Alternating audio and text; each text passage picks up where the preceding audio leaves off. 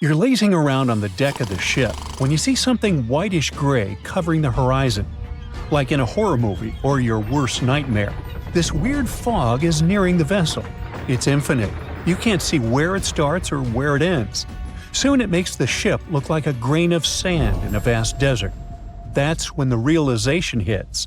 It's an iceberg, and your ship is likely going to repeat the Titanic's fate. Now, all this is a very likely scenario, since the world's biggest iceberg, A23A, is on the move again after months of spinning in a huge water vortex. And it's actually the second time in just a couple of years that this massive chunk of ice has broken free. The first time was in 2023, when the berg went wandering around after being stuck on the seafloor for a staggering 37 years. The thing is huge, about 3 times the size of New York City. It also weighs nearly 1 trillion tons. The giant chunk of ice first broke off from Antarctica's Filsner ice shelf back in 1986, but instead of floating away, it got grounded on the seafloor just a few miles from where it started. Because of that, it melted much more slowly than most icebergs. In December 2023, A23A finally broke free and started to drift away from Antarctica. But it didn't get far before getting stuck again, this time near the South Orkney Islands. It got trapped in something called a Taylor column. That's a huge spinning water current that forms when ocean currents swirl around an underwater mountain. At one point, A23A was rotating around 15 degrees counterclockwise every day. Luckily, as of December 2024, the iceberg escaped the Taylor column and is now slowly moving again. Researchers are super curious to see if it'll follow the same path as other giant icebergs that have broken off from Antarctica, or if it'll find its own unique way. Such enormous icebergs, such as A23A, release nutrients into the water as they melt, and it can actually create hotspots of life in parts of the ocean that are usually pretty empty. But there's still a lot we don't understand about how the size, shape, or origin of the iceberg might affect that process. So, to figure it out, scientists have been collecting water samples from the areas A23A is expected to pass through, and they'll keep collecting samples as it drifts along. Hopefully, it'll give us a better idea of how massive icebergs like this one influence the ocean around them. By the way, the glacier our monster of an iceberg was once part of could be very, very old, literally ancient. In Antarctica, the oldest glacier ice might be close to 1 million years old. Over in Greenland, the oldest glacier ice is more than 100,000 years old. And in Alaska, the oldest glacier ice ever recovered, found in a basin between Mount Bona and Mount Churchill, is only about 30,000 years old, a mere child. At the same time, in a typical Alaskan Valley glacier, it only takes about 100 years for newly formed ice to travel through the entire length of the glacier. For something like Bering Glacier, which is Alaska's largest and stretches over 140 miles, the ice can move through the whole thing in less than 400 years. And that's a lot of movement for such a massive glacier. Now let's move on to Iceberg Alley, a stretch of the Atlantic Ocean that runs from the Arctic to Newfoundland. If you want to see as many icebergs as you can, that's the place to be. Tons of icebergs float through this place every year. Most of them come from Greenland. In spring and summer, big chunks of glaciers break off and get carried by north-south currents through Baffin Bay into the Labrador Sea, where they eventually melt. Some icebergs also come from Canada's shoreline, traveling through the Davis Strait and into the Labrador Sea before drifting along Newfoundland's eastern and western coasts.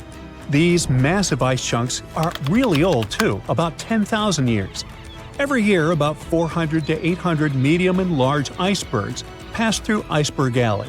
How fast they drift depends on their size, shape, currents, waves, and wind, but the average speed is less than a half mile per hour. Now, there are 6 types of icebergs that make their way through Iceberg Alley. Tabular icebergs are flat slabs of ice, much wider than they are tall. Blocky icebergs have steep sides and sharp angles, like cut-off pyramids. Wedged icebergs have one steep side and one sloping side. Dome icebergs have a rounded top. Pinnacle icebergs have one or more steep peaks sticking up. And dry dock icebergs are U-shaped with a hollowed-out section.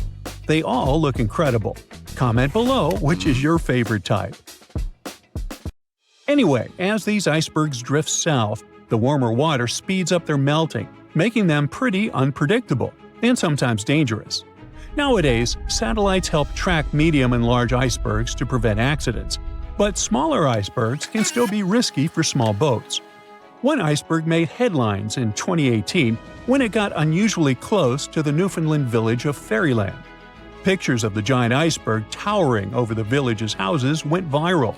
It got stuck in a 330-foot deep water, which turned out to be too shallow for its massive size. And now I'll take you on an unusual journey to the past to witness the birth of something beautiful and equally disastrous. Its very existence led to one of the greatest tragedies in history. Watch, an enormous chunk of ice is breaking off a glacier in southwest Greenland. It's made of snow that fell over 100,000 years ago, when mammoths were still wandering around the planet. The enormous iceberg starts its long journey. It stretches more than 1,700 feet in length and weighs 75 million tons. Despite its size, it's pretty peaceful and stays far away from ships and the busy transport routes near where it was born. But then, it starts floating south, much farther than most icebergs ever get. Usually, icebergs like this melt way before they reach such warm waters. Out of the 15,000 to 30,000 icebergs that drift away from Greenland's glaciers every year, only about 1% make it all the way to the Atlantic. So the fact that this iceberg keeps going and reaches over 5,000 miles south of the Arctic Circle by April makes it truly unique. Even after months of melting, this block of ice is still incredibly massive. It weighs around 1.5 million tons, which is almost twice as much as the Golden Gate Bridge. Above the water, its visible parts tower more than 100 feet high. But like most icebergs, the majority of it, about 90%, is hidden below the surface. The iceberg's story takes a tragic turn on April 14, 1912, when, guess what? Yep, it comes across the ocean liner Titanic. The ship is about 370 miles from Newfoundland in the North Atlantic Ocean when the iceberg seems to appear out of nowhere. The crew doesn't spot it until just minutes before the crash. Why don't they see it sooner?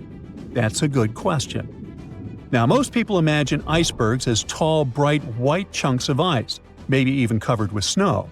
But in reality, icebergs come in all sorts of colors. Some are striped, patterned, or even have candy-like swirls, and they can also be black. There are two ways an iceberg can turn black. When the ice is extremely pure, with no bubbles or cracks, then it absorbs all the light instead of reflecting it, making it look black. Or a volcanic eruption can cover a glacier in ash. If ice from that glacier breaks off, it can have a dark or black color. Now, scientists still aren't sure why the Titanic's iceberg looked dark, or even if it really did. But one sailor who was on the lookout in the crow's nest said it seemed black. Another described it as gray or dark gray. One theory is this iceberg could have been a blackbird, which forms when the top part melts, causing the iceberg to roll over. If the bottom is smooth enough to absorb light, it looks dark. But even if the iceberg wasn't truly black, nighttime could have made it much harder to spot. Icebergs don't reflect much light, especially if they're jagged or vertical. They end up blending into the dark, shimmering ocean. Without radar, icebergs at night are incredibly hard to see, which is probably why the Titanic's crew didn't notice it in time. A colossal iceberg, more giant than a city, broke away from Antarctica in mid-2021. It's so big that it's 40 times bigger than Paris and 73 times the size of Manhattan. Imagine that you come out of your small holiday shack on the coast of South Africa, near the town of Port Elizabeth. You have a cup of tea in your hand as you've just woken up. You stand near the edge of your lookout, the vast Indian Ocean before you. Something catches your eye. To the right, there is something so monumental, you can't comprehend it. It's a giant slab of ice, 300 feet high, and stretching away many miles, as far as the eye can see. It rolls slowly, but relentlessly on, heading out into the deep sea. If it goes far enough, it could reach the western coast of Australia. Playing in front of it are a pod of dolphins, like they sometimes do off the bow of a ship. Yet they're just specks compared to the mammoth size. You're so shocked that you drop your cup. Your eyes are as big as saucers. It's like something out of a science fiction movie. Are you dreaming? Are you seeing things? Nope. It's A76. It's real, and it's currently on the move. What could happen to it is anyone's guess. Well, scientists have a few theories, but let's get a grasp of its size first. The iceberg is 110 miles long and 16 miles wide. It's basically the shape of a gigantic finger. If you were standing at the coast of Dover, looking across the English Channel toward France, the iceberg would be almost as wide. The channel is 21 miles across at its narrowest. That means approximately 2/3 of that distance would be filled with the iceberg. That's if it were drifting finger pointing down, so to speak. If it were facing the other way, it could still enter the English Channel, but as it got closer to the narrowest points, it would smash into the coasts of both England and France. It would go up over land. It would slide over the green fields of England, the white ice bold against the rich green. It would cruise past the vineyards of France. It was temporarily lowering the temperature of everything around it. Those grapes would be like jelly crystals. It would skim right over highways, cars stopping to observe this colossal thing like a visitor from another galaxy. You could pluck chunks off it for your drink as it sailed past. Failing that, you could scale it and go ice climbing, right on the outskirts of London. It would certainly be handy in the summer. But let's get back to what actually happened, and what scientists think will happen to it. As of the beginning of 2022, A76 is the world's most giant floating iceberg. It was calved from the Filchner Ronne ice shelf in Antarctica in the middle of May 2021. Ice calving, also known as glacier calving, is the breaking up of ice chunks from the edge of a glacier. It then pulls away from the ice mass into a separate entity. If you were nearby, you would hear a lot of cracking and a massive booming sound. Blocks of ice up to 200 feet would break free and crash into the water. It would cause huge waves. Not even adventurous surfers would want to tackle those breakers. Ice calving is a natural event. The area where A76 broke off has seen little change in recent decades. There have been even larger chunks of ice than A76, but this one is currently the largest in the world. Scientists at the British Antarctic Survey spotted it. There are satellite images of it breaking free, as captured by the European Space Agency's Sentinel-1A satellite. The size at the calving was an estimated 1,670 square miles. Right now, it's in the Weddell Sea around Antarctica. The Weddell Sea is part of the Southern Ocean. It was named after the Scottish sailor James Weddell, who entered the area in 1823. Scientists have deemed the Weddell Sea to have the clearest water of any sea. Imagine peering down into its depths from a boat. What a fantastic view it must be. The area is full of whales and seals. As you look down, you may see killer whales, humpback whales, minke whales, leopard seals, and crab-eater seals. And if you look towards land, you'll likely see a colony of Adelie penguins. They're the dominant penguin species in this area because they adapt to the harsh environment. In fact, this is the only location in the world they live. What an incredible array of wildlife to observe, all from the comfort of the ship's deck, while you drink another cup of hot tea. It gets pretty cold in these parts. To get an idea of what could happen to A76, scientists refer to other data, such as the even more enormous iceberg called A68. It was calved from the ice shelf known as Larsen C off Antarctica in 2017.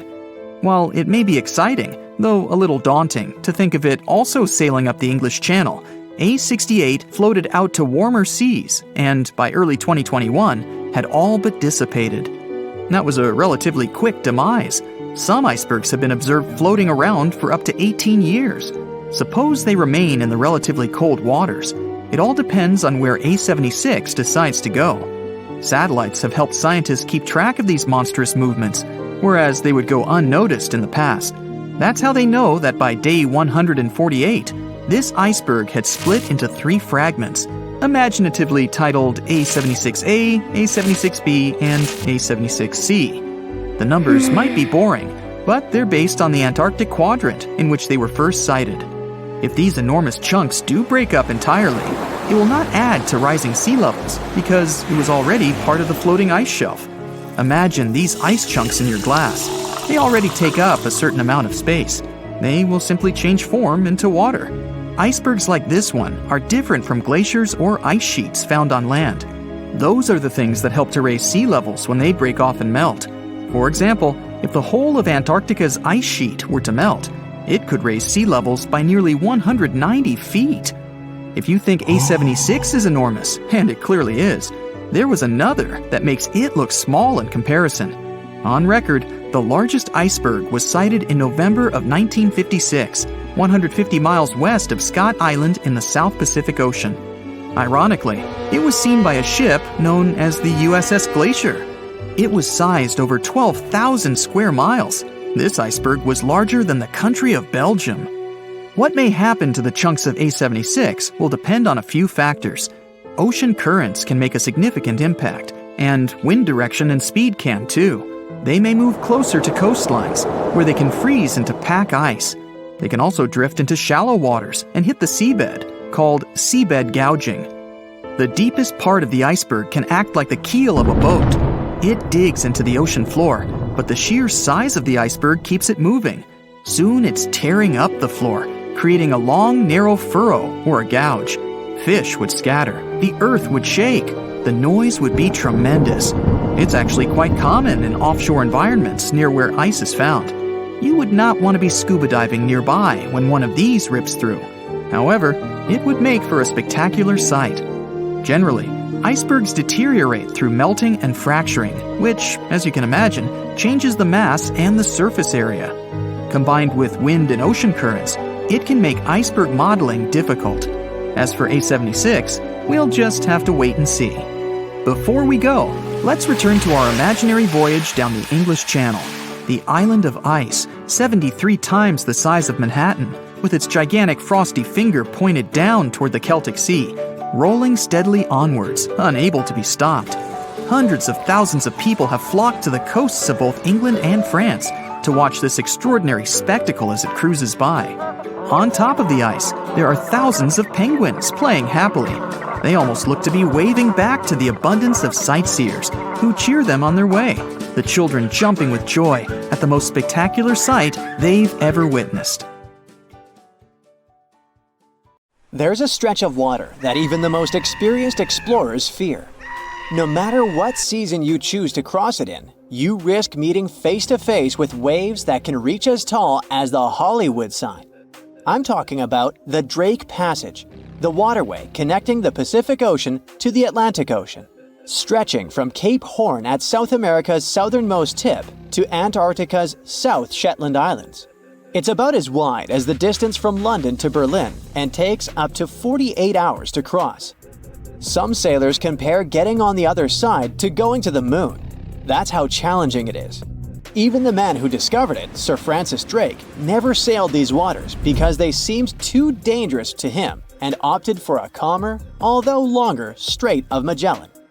The passage took the lives of around 20,000 sailors and over 800 ships. Tourists who want to see Antarctica cross the Drake Passage on a regular basis, although it's still often called the world's most terrifying ocean crossing. The Antarctic Peninsula, where travelers go, isn't really part of Antarctica itself. It sticks out and points towards South America like two fingers almost touching it. The water gets squeezed between these two land masses, making strong ocean currents. The passage is part of the Antarctic Circumpolar Current, the largest ocean current on Earth. The water rushes through the passage at a speed between 95 and 150 million cubic meters per second, which makes it rougher.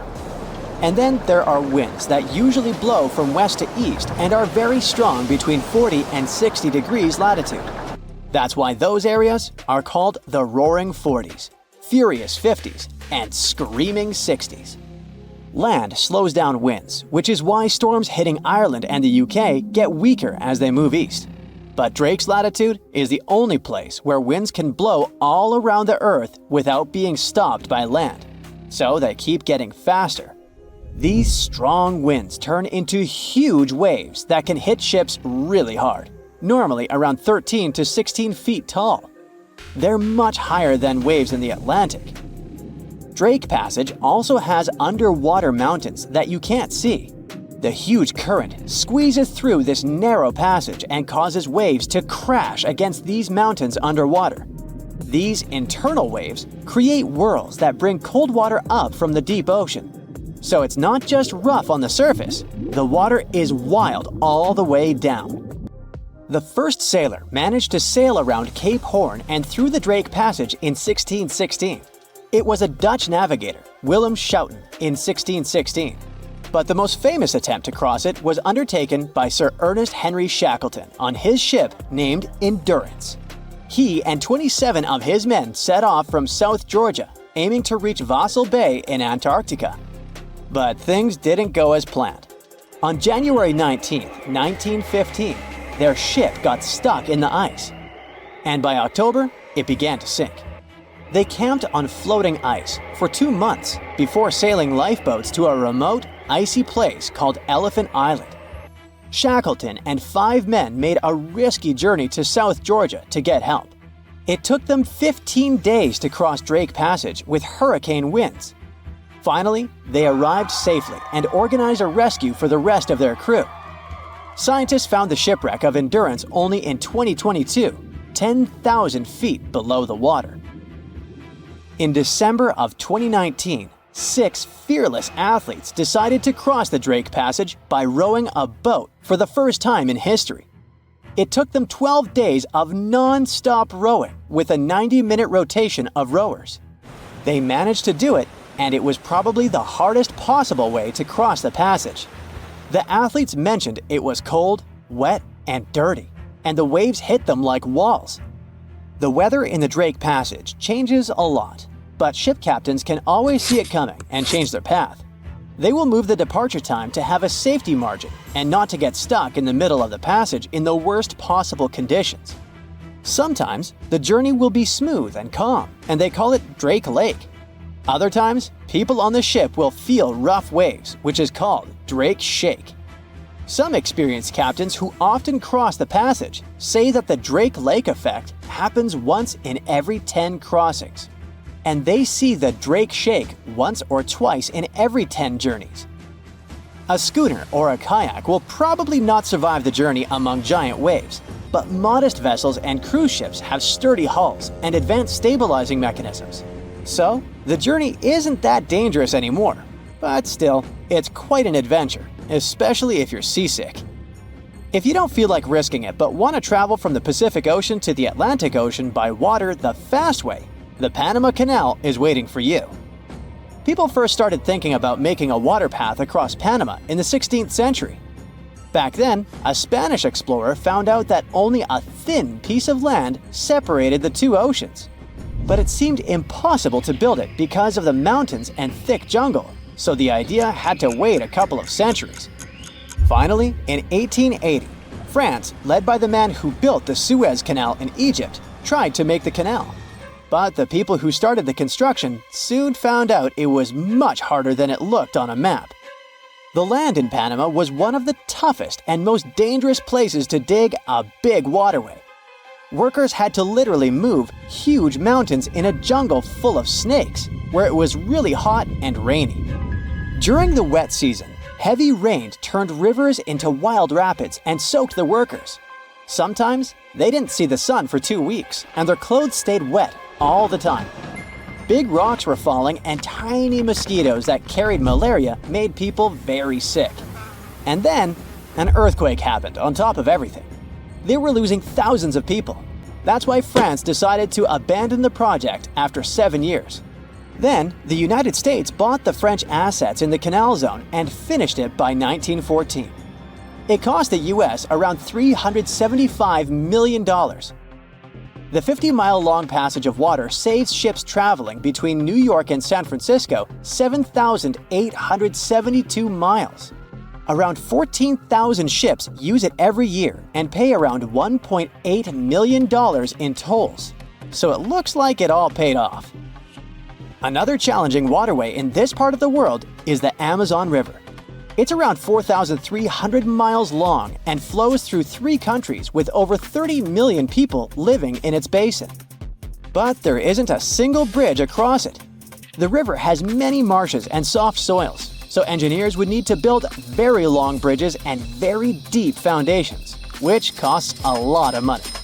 Building bridges over deep water is tough, but in other places in the world, engineers can use things like floating platforms to help. The river's path and water levels change a lot during the year. During the dry season from June to November, the river is usually 2 to 6 miles wide. But in the wet season from December to April, the river can become as wide as 30 miles. And the water level can rise by 50 feet. That's why they can't build floating bridges or pontoons. The riverbanks are made of soft dirt that moves and erodes with the seasons, and it makes things even harder. It would have to be an absolutely unique project to overcome all these challenges. Luckily, there's no pressing need for a bridge across the Amazon right now. The river mostly goes through areas that are sparsely populated, so there aren't so many major roads to be connected by bridges. A beam of electric light pierces the darkness over the calm waters of the Atlantic Ocean. The Titanic is quietly making its way through the waves, its passengers asleep, when suddenly a monstrous white shape is caught in the light beam. The fateful iceberg is about to rend the side of the legendary ship.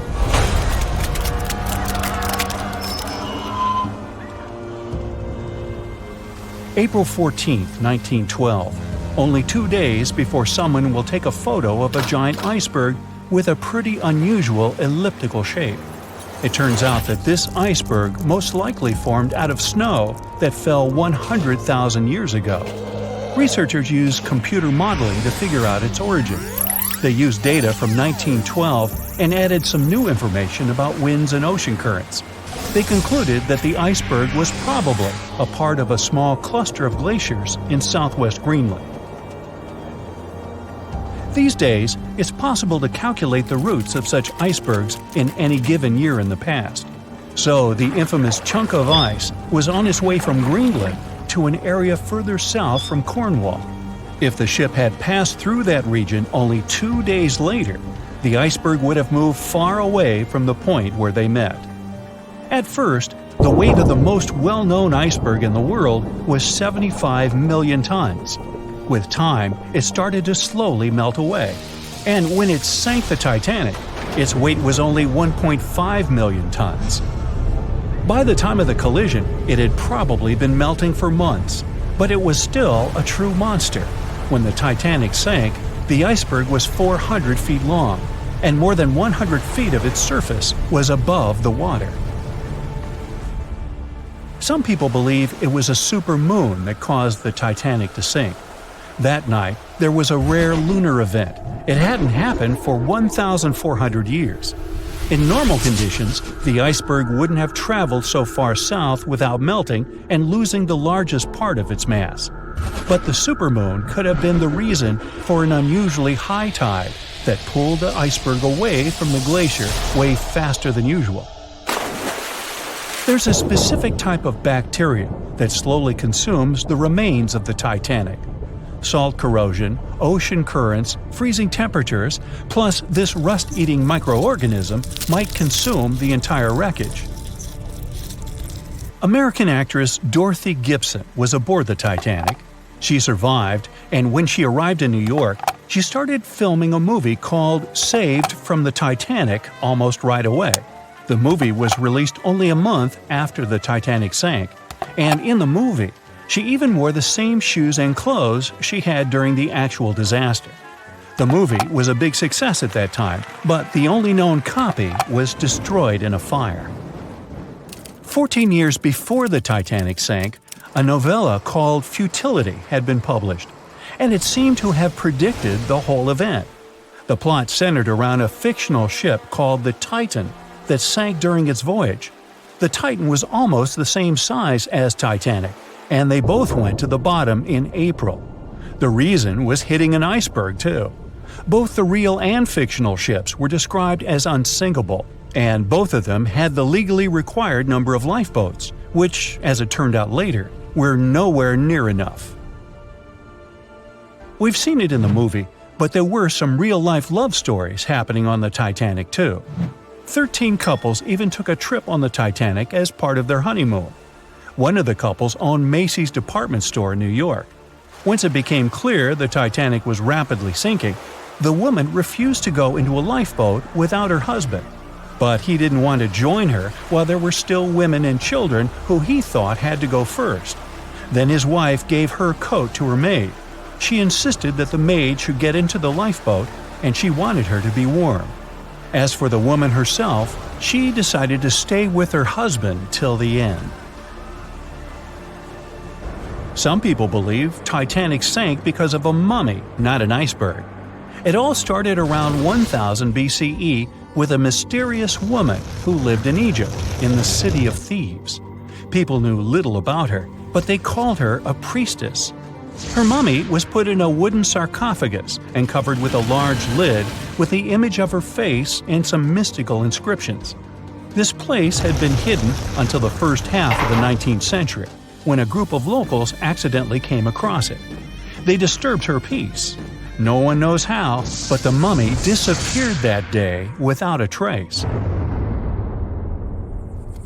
A couple of decades later, a group of rich friends from England traveled to Egypt and found the empty mummy casket with the image of the priestess, whose dark eyes seemed to be looking into the void. They decided to buy it, but the buyer disappeared the same night before he even got the case. All members of the group had some accidents. The casket changed its location a couple of times until it, as some believe, ended up on the Titanic. It took more than 70 years for a robot submarine to find the ruins of this legendary ship. The wreck lies nearly 13,000 feet under the surface of the Atlantic Ocean, split into two halves. Why did the liner break apart? No one knows exactly. Some think it happened because of the water that got inside when the ship collided with the iceberg. The pressure was so powerful it separated two parts of the vessel, starting with the ship's bottom structure. Others say it was because of the hull rivets. They had a high concentration of slag or smelting residue, and that's something that can cause the metal to split apart. The ship generally had many flaws, starting with the design. The watertight bulkheads weren't completely sealed on top. This allowed the water to flow between the compartments and, in the end, sink the vessel. The iron of the ship's rivets and steel of the hull ended up ruined because of high sulfur content, cold temperatures, and high speeds. The steel shattered and the rivets popped out quite easily. Because of this, Titanic sank 24 times faster than it would have otherwise. If the ship had hit the iceberg head-on instead of ramming it with its side, it would have probably stayed afloat. How come the crew members didn't have binoculars? It would have surely helped them spot the iceberg on time and maybe even avoid the disaster. But the binoculars on the Titanic were locked in a storage cabinet. Only one crew member had the key, and he had been transferred off the ship right before it set sail. He later said he hadn't remembered to hand over the key. But even without the binoculars, the ship might have had some time to change course and avoid the collision if the crew had gotten some warning. But that's the thing, someone did warn them. About an hour before the incident, a ship that was relatively close to Titanic, the SS Californian, sent a message to inform them it had stopped because of dense ice field.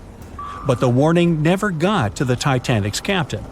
Some experts say it was because the radio operator didn't think it was that urgent.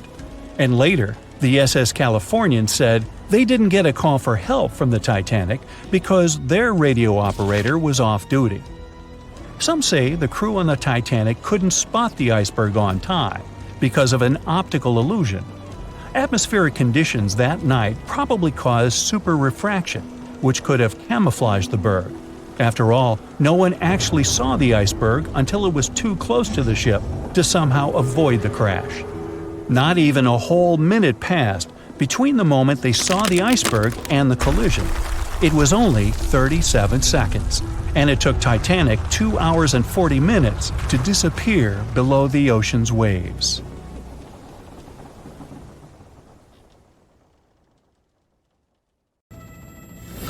You're chilling in Hawaii, on the island of Oahu. A friend calls you up. Hey, I'm here too. Meet me in Maui. Great, but how do you get there? Your first thought is probably to take a ferry, but that's impossible. Hawaii is a pretty unique place. It's the most expensive state to live in. It has its own official language besides English. And it's the only American state made up entirely of islands. Hawaii has a total of 137 islands. 8 are the main ones, but only 6 are open to tourists. And the distance between those islands is probably bigger than you'd expect. For example, traveling from Oahu to the Big Island is around 185 miles, which is about the same distance as Chicago to Indianapolis. You might be surprised that you can't make that trip by boat. In fact, the only ferry system that actually takes passengers in Hawaii runs between Maui and Lanai. That's it. So your only option is to travel between islands is by plane. Honestly, it's a little surprising, especially considering how many people visit Hawaii every year. Tourism pretty much drives their economy, and in the first 8 months of 2024 alone, over 6 million people visited its beautiful beaches. Knowing that, we would expect Hawaii to set up a good ferry system to make it easier for visitors to get around. Just like in Greece. This would probably boost tourism even more, bringing more money to the state. But believe me, authorities and private companies also know that. In fact, they've already tried it. Ferries were a big way of getting around in Hawaii from the 19th century up until the 1950s. Since then, there have been a few attempts to bring back a ferry service, but unfortunately, they have all failed. One of the biggest attempts was the Hawaii Super Ferry, which aimed to provide a fast, affordable boat service between islands. It could carry almost 900 passengers and even allow them to bring their own cars along. The trial run started in 2007, and people were excited, but it turned into a big fiasco. A bunch of legal and environmental issues came up, like concerns about the impact on marine life, especially whales. The courts decided the ferry didn't go through the proper environmental reviews, and that caused a lot of trouble. By 2009, after tons of protests and setbacks, they had to shut it down. If a project like this comes up again, it will probably fail one more time. And there are a few reasons why it's almost impossible to set up a regular ferry system there. Let's start by talking about Hawaii's rough waters. They are deep and wild. Take the Alenoiaha Channel, for example. It's a 30-mile stretch that separates Maui from the Big Island. Its name means Great Billow Smashing Channel, and it lives up to that.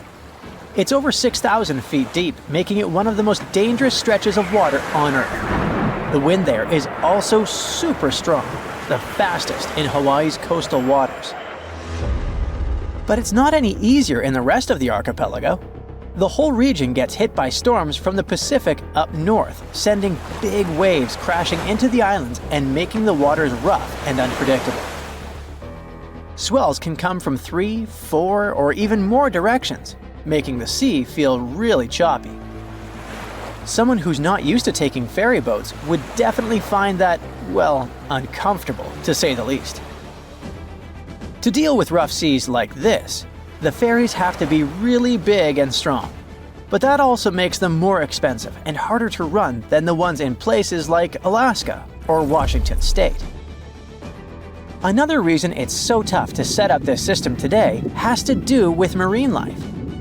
A big ship moving through the shallower waters when docking could really damage the local ecosystem. And there's also the problem that the sea routes are also the migration paths of many sea animals, like humpback whales and spinner dolphins. Not to mention, ferry services can make it easier to spread harmful plants and animals, what experts call invasive species. See, Hawaii's ecosystem is super unique because it's been isolated out in the middle of the Pacific. When we talk about plants and animals that are native to Hawaii, we mean they got there on their own, no humans involved. They arrived with the help of waves, wind, or even birds flying over. But events like these are super rare. So for over 70 million years, their plants and animals didn't have to deal with outside competition. That's made them really fragile. So, when new species get brought in by us, it can be a big problem, and they could end up harming the environment. Hawaii's already been battling invasive species like fire ants, coqui frogs, and meconium, a fast-growing plant from South America that takes over native forests. People there worry that ferries, which carry cars and cargo between islands, could accidentally spread these invaders even more. Like we mentioned at the beginning of the video, the long distances between their lands don't really help either. For example, if you were to travel from Oahu to the big island of Hawaii by boat, it would take around 30 hours, and that's without any stops. The same trip by plane takes about 50 minutes. Ferries that cover long distances are much more expensive, so they need a much bigger demand to make them profitable. On top of that, the state doesn't really have the infrastructure, like enough ports and terminals to support the operations. So setting up new routes is pretty much out of the question. Airplanes, on the other hand, are a different story.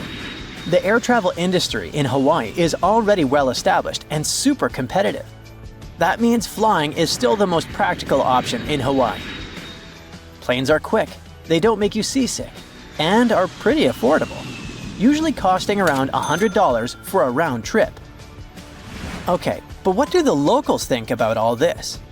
Well, apparently, there isn't a huge demand for residents to commute between the islands all that often.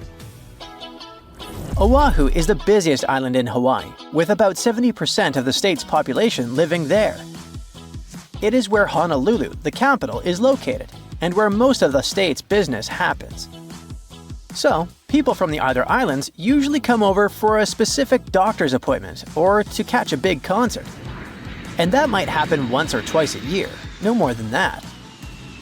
So, even if people could choose between taking a ferry and a plane for these special occasions, most of them would probably still prefer flying. There are plenty of options between the main island airports. Planes usually start flying around 5 in the morning, and there are flights available every hour until the last one, which is usually at 9 in the evening. If you've been dreaming of going to this paradisiacal place but are worried about spending too much on plane tickets, I have some tips for you.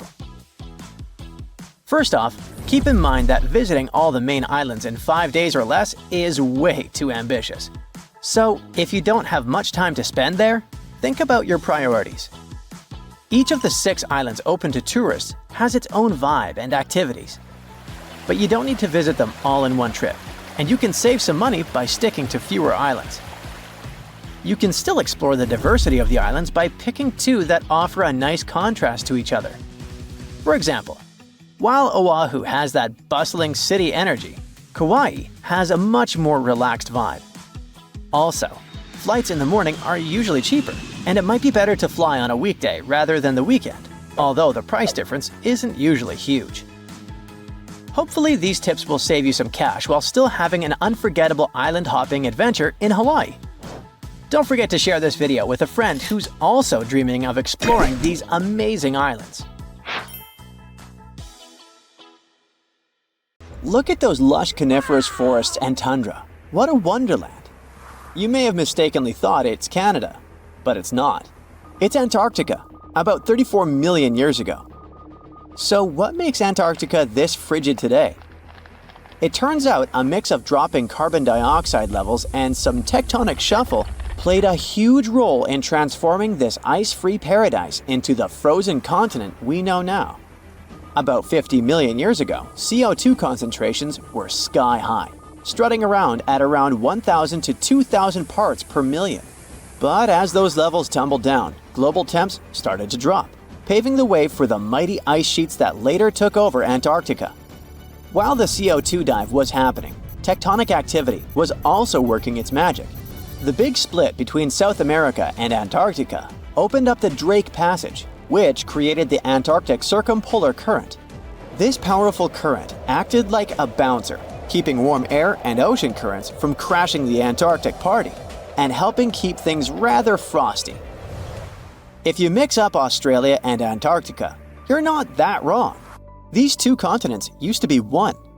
If you mix up Austria and Australia, it's much worse.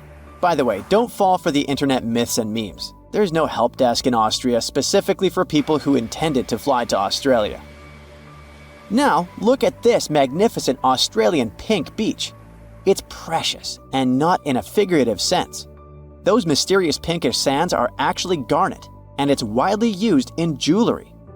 Geologists studied those sands and came to the conclusion that the garnet contained there is older than local mountains. That doesn't make sense, right?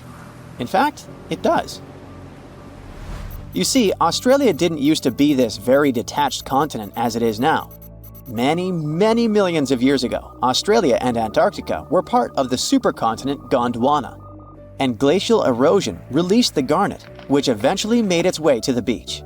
These sands formed when South Australia was flat and chill, long before the mountains appeared. Most garnet gets washed away, but this batch has a rich history, tracing back to glacial rocks in the Transantarctic Mountains. So this pink sand comes from an ancient mountain range hidden under Antarctic ice. Not only does Antarctica ice hide gems like garnet, if you look harder, you might find entire buildings. Sounds insane, but this is exactly what a British explorer did. His name is Chris Brown, and he uncovered an entire building beneath the ice. He was traveling to the pole of inaccessibility, and it all started with a bummer. Chris and his son had their plane broken. Suddenly, they spotted a lone bust peeking out of the snow. This place was an old meteorological station. Despite freezing conditions, Chris and his son Micah had a blast exploring. Chris is on a mission to conquer all 7 earthbound poles of inaccessibility and has tackled 5 so far. I guess you already know that Antarctica is the largest desert on Earth, much larger than the Sahara or the Gobi. Still, despite being the driest continent on Earth, it boasts a seriously weird waterfall. Nestled in the mesmerizing McMurdo Dry Valleys, it's 5 stories tall and looks like it's gushing blood. It's even called Blood Falls. It may look outlandish and even frightening, but its nature can be easily explained. The water that creates this crimson cascade was once a salty lake, but over time, it became sealed off from the outside world when glaciers formed on top of it. Now, this ancient water hanging out 1,300 feet below the surface has cranked up its salt levels to 3 times saltier than the ocean. This salt water is also loaded with iron and gets 0 oxygen or sunlight. When the iron-rich water trickles through a crack in the glacier and meets the air, it rusts up, turning dark red. You may have mistakenly heard that no bug species belongs to Antarctica, but it's not exactly true, because there's this tiny Antarctic midge living there. Plus, there are some spiders too. Those aren't your average spiders hanging out in the darkest corners of your apartment. Those are critters lurking in the chilly darkness of the Antarctic ocean floor. These little marine creepers are actually arthropods and can stretch around 20 inches across. As if that wasn't bizarre enough, they also breathe through little holes in their legs. Quick question. What's the color that you associate most with Antarctica? I'm sure it's white. That's my association too. However, Antarctica may look like a slice of watermelon. That colorful snow comes courtesy of a tough little algae called Chlamydomonas nivalis. When things start to warm up during the Antarctic summer, these little guys release their vibrant red and green spores, painting the snow in wild and funky colors. But it's best to steer clear because that snow is not just a pretty sight. It's also toxic and definitely not edible. Searching for fossils is always a blast, but when you're in one of the most remote spots on the planet, it gets even more exciting. A diverse team of scientists recently hit the mother lode, pulling in over a ton of fossils from ancient marine life, dinosaurs, and birds from the late Cretaceous period, about 71 million years ago. Their adventure kicked off with a flight to South America, followed by a 5-day trek through the infamous Drake Passage. Upon reaching Antarctica, they set up camp using helicopters and inflatable boats. You might be thinking, Why dig in Antarctica with all that ice? Well, it turns out there are places where rocks pop up, depending on the season. The team went to James Ross Island, located in the Antarctic Peninsula, and they went there during February and March. And that's one of the few parts of Antarctica where in summer, rocks are exposed, and those rocks can come from the age of dinosaurs. The expedition was a success, as they discovered over a ton of remarkable finds. Next up, the fossils will head to Chile before making their way to Pittsburgh's Carnegie Museum of Natural History. Among their discoveries, they found relics dating back about 71 million years, alongside some around 67 million years old, including plenty of snails, clams, and various marine creatures. Yikes! Look at this creepy sea worm. It could live in LA and be a star in a horror movie, but it chooses to call the chilly waters of the Southern Ocean near Antarctica its home. These worms can grow up to 8 inches long and 4 inches wide, but don't let their spooky exterior trick you. Research suggests they might actually be superheroes in disguise, playing a vital role in keeping ecosystems buzzing. Now, see that head? It's not really a head, it's just a retractable throat that helps this toothy creature chow down on its meals. Antarctica has many creepy critters to offer. Let me introduce you to the Antarctic strawberry feather star. It's not like Patrick from SpongeBob though. It's more like a deep-sea creature straight out of a horror movie. Picture this, 20 wiggly arms, some stretching up to 8 inches, all decked out with these bizarre little bumps. Yikes indeed. Back in 2014, scientists buried 34 seismic monitors in the snow on the Ross Ice Shelf, which is huge. Think of it as an ice slab the size of Texas, just chilling over the Southern Ocean. These clever little machines picked up a nearly non-stop buzzing.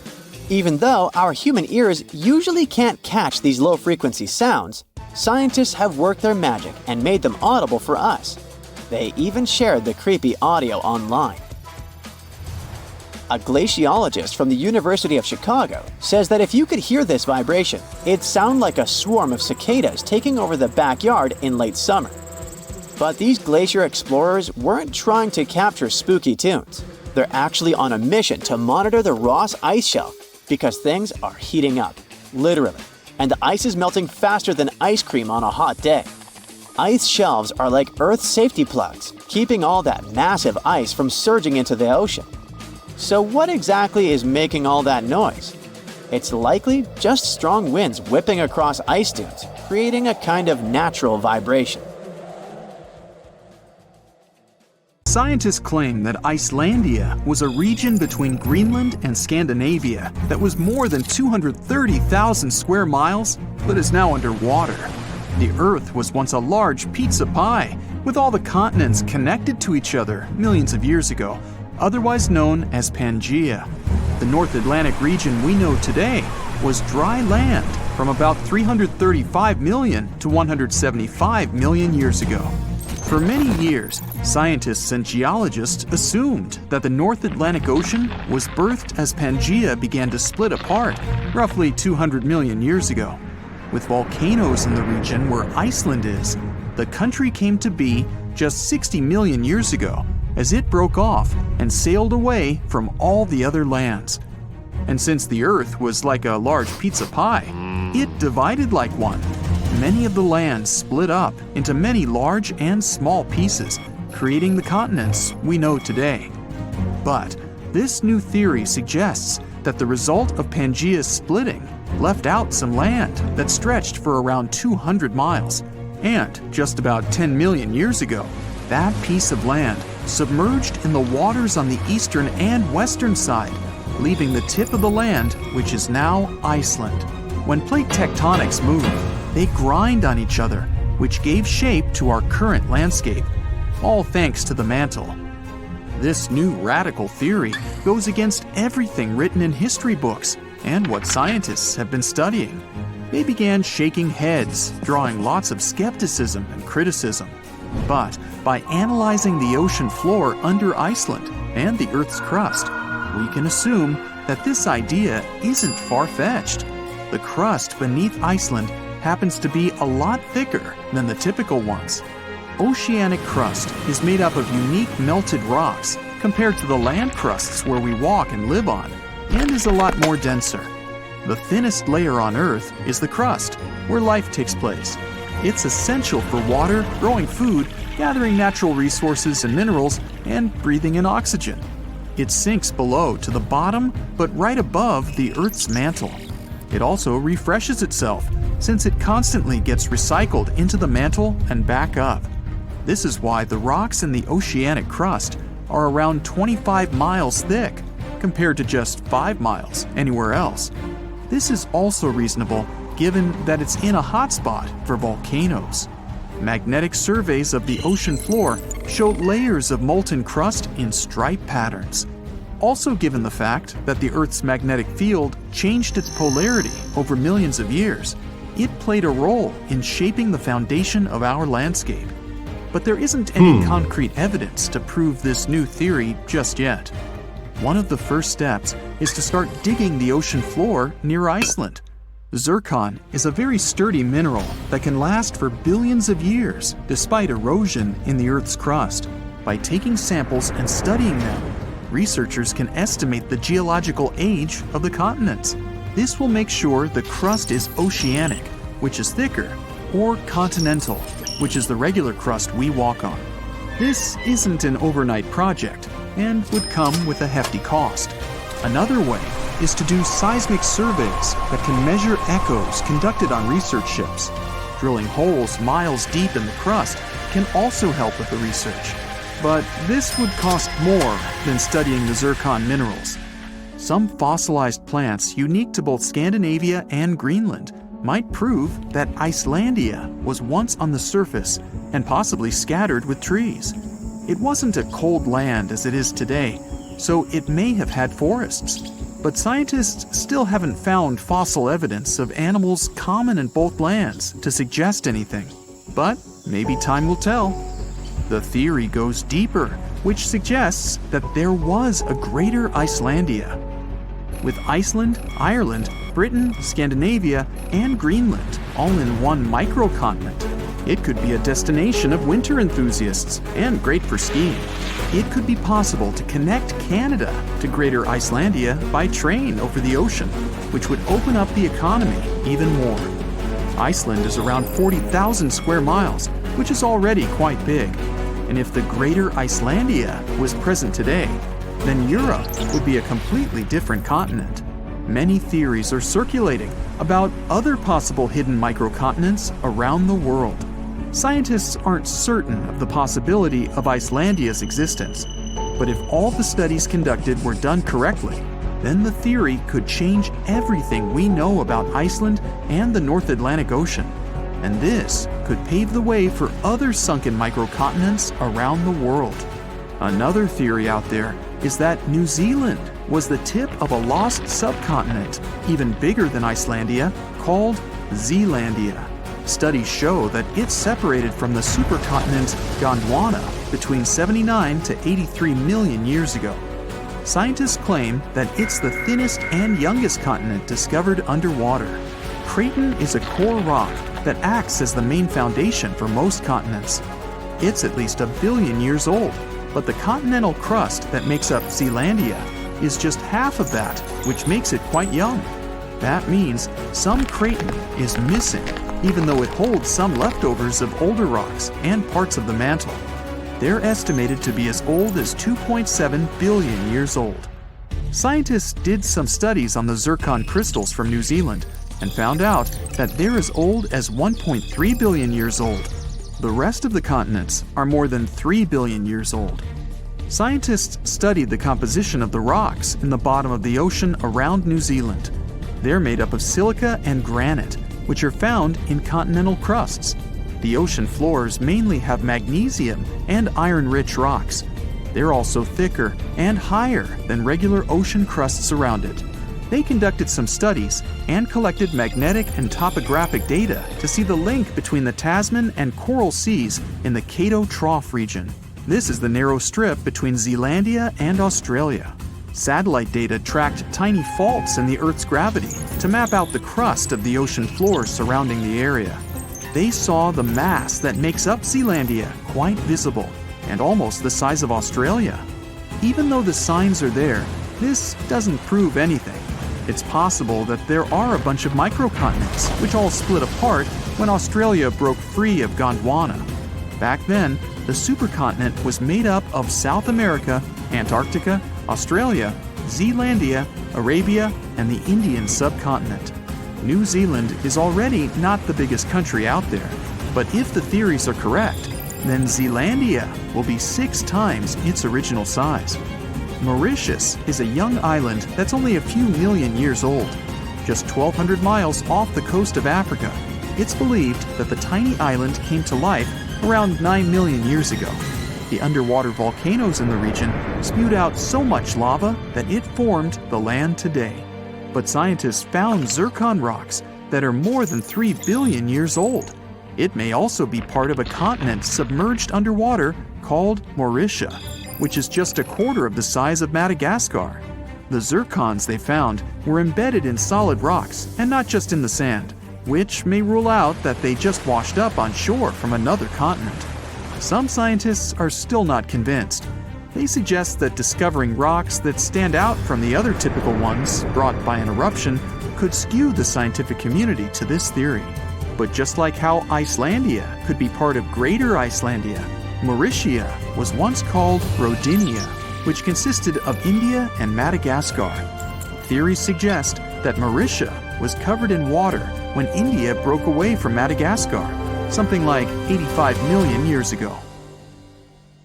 We've all dreamed of visiting the Arctic and witnessing the natural wonders of polar bears frolicking on ice floes or the aurora borealis dancing across the sky. Well, sorry to break it to you, but you won't find any tourists flocking to Antarctica anytime soon. Why, you may ask? Let's dive into it. First off, where is Antarctica? It's located in the southern hemisphere, specifically at the South Pole. The Southern Ocean surrounds it, and most of the continent is covered by ice, making it one of the most remote and frigid places on Earth. Now, have you ever met someone who's visited Antarctica? Probably not. It's one of the least visited places on the planet, and only a handful of lucky explorers have seen its interior, which is mostly made up of glaciers and ice fields. But trust me when I say the wildlife and scenery are out of this world. Why shouldn't you travel to Antarctica? Well, for starters, the environment is incredibly fragile and can be easily damaged. Plus, there are no native human populations on the continent, so your travels would essentially be like visiting an uninhabited island. And let's not forget that it's also one of the most expensive destinations to travel to. Despite all that, Antarctica is not exactly guarded like a fortress, but there is an international agreement called the Antarctic Treaty. This treaty was negotiated to prevent any unwanted activity on the continent and bans some forms of testing done there by member states. But the primary reason we can't just waltz into Antarctica is that it has a delicate ecosystem that needs protection. The treaty states that Antarctica should be used for peaceful purposes only and should be free from any human activity that could harm the environment. Scientists are still learning about the continent's unique ecosystem, and our activity and machines could disrupt the delicate balance that exists there. If you're still itching to go to Antarctica, getting permission isn't exactly a walk in the park. U.S. citizens, for example, need to complete a special form and send it to the Office of Ocean and Polar Affairs. And once you're there, you'll need to follow some strict guidelines to protect the environment, like not disturbing any wildlife or taking souvenirs like rocks, plants, or animals. Now, technically, can you live in Antarctica? While there are no laws banning people from living there permanently, it's a very inhospitable environment and unsuitable for human habitation. Temperatures can reach -76 degrees Fahrenheit and below, making it nearly impossible for anyone to survive without the proper equipment and experience. Plus, the nearest piece of land is over 1,000 miles away, making any inhabitants completely cut off from the rest of the world. Who knows? Maybe one day we'll get the chance to visit this unique and fascinating continent. But until then, let's admire it from afar. Let's now talk a bit about the discovery of Antarctica. Unlike other places that were already inhabited, Antarctica never had a native human population.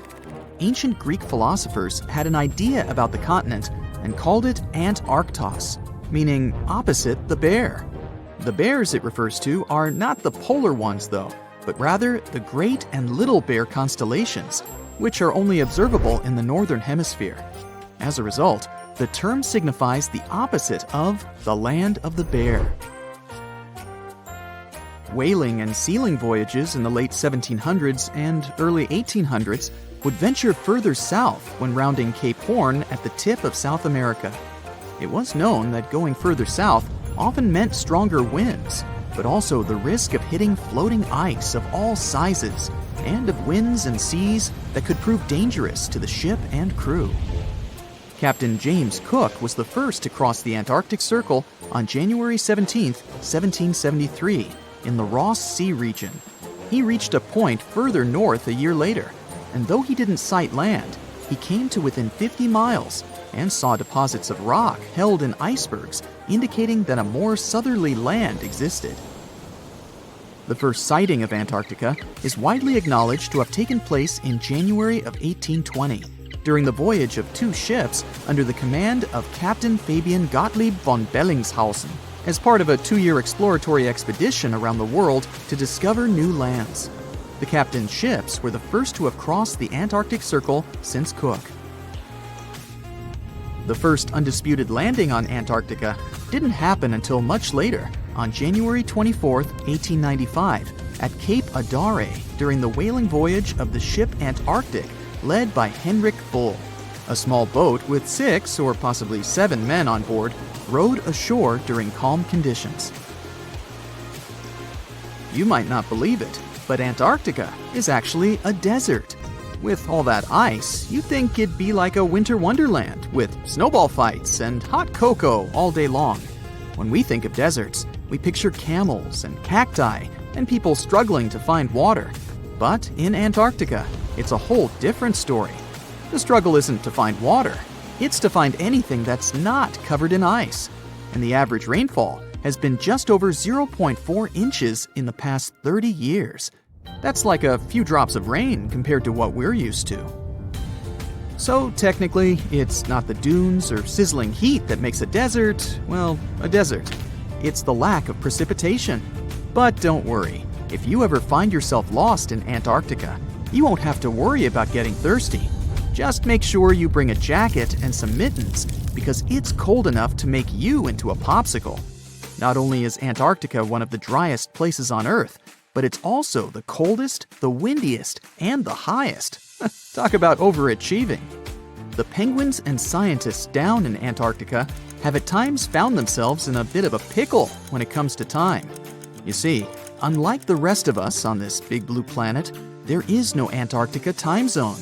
All the lines of longitude meet at a single point at the South Pole, making it a bit of a head-scratcher when trying to figure out what time it is. Now, you might be thinking, but how do the scientists and researchers keep track of time down there? Good question. They typically stick to the time zone of the country they departed from. However, with stations from all over the world on the Antarctic Peninsula, things can get a little wacky. Imagine trying to coordinate with your neighboring countries without accidentally waking them up in the middle of the night. You might think that not much could survive in a place where the temperature is extremely cold, the sun barely shows up, and the wind could blow you away faster than a tumbleweed. Well, as in many places on Earth, life found a way in Antarctica too. Believe it or not, this frozen continent is buzzing with activity. It's home to billions of krill, which in turn attract lots of seals and more penguins than you can shake a fish at. But don't let their cute and cuddly appearance fool you. Penguins are the ultimate swimmers, with streamlined bodies that would make Olympic medal winners jealous. They come ashore to breed and chill, but their real talent is stealing pebbles from each other and forming mathematically precise huddles to stay warm. Antarctica is also home to the largest species of penguin on Earth. It's called the emperor penguin. Sure, these creatures are flightless birds, but that doesn't mean they can't jump. In fact, some of them can leap up to 120 inches. And let's not forget about the seals. With their furry bodies and special songs, these marine mammals are protected by the Antarctic Treaty, and they're thriving in the cool waters of the Southern Ocean too. But the real stars of the show are the whales. During the Antarctic summer, these huge creatures show up in droves to chow down on the abundant krill. It's indeed like a whale buffet down there. Do you know how many continents there are on Earth? That's an easy one, 7. But wait a second, aren't Europe and Asia one large continent, Eurasia? It looks so when you look at the world map. Well, scientists think differently. They don't just look at bodies of land sticking out of the sea. Geoscientists study the types of rock that continents are made from. When you see the world from their perspective, the number of continents actually increases. Yes, they are not a myth. Lost continents exist, or at least they used to. They are hiding under other land masses. Peekaboo! Researchers have recently discovered one continent just like that. It's called Greater Adria. Sound familiar? Yes, it has something to do with the Adriatic Sea. This lost continent is completely buried under Europe. It collided with Europe and started to sink under it a long time ago. Today, it lies beneath Italy, Greece, and the Baltics. Its size and even shape match that of Greenland, the world's largest island. But how did geoscientists find Greater Adria? It's no longer visible, but it left some clues. Parts of it were embedded in the Alps. Other chunks were incorporated into present-day Italy and Croatia, on the other side of the Adriatic Sea. Limestone rocks from the former continent started to change once they were under the European landmass. Tremendous heat and pressure spread over tens of millions of years changed their structure. Out goes the limestone, in comes the marble. All the Greek and Roman temples you admired on your summer vacation were constructed using this marble. It was sort of a going-away gift from a long-lost continent. Greater Adria camouflaged itself well for thousands of years, but other lost continents were hiding in plain sight. Have you heard of Earth's 8th continent, Zealandia? Probably not, because it sits under the surface of the Pacific Ocean. 95% of Zealandia is now underwater. Can you guess where exactly? Its name is a good hint – under New Zealand. If you open Google Maps, you can see its outline.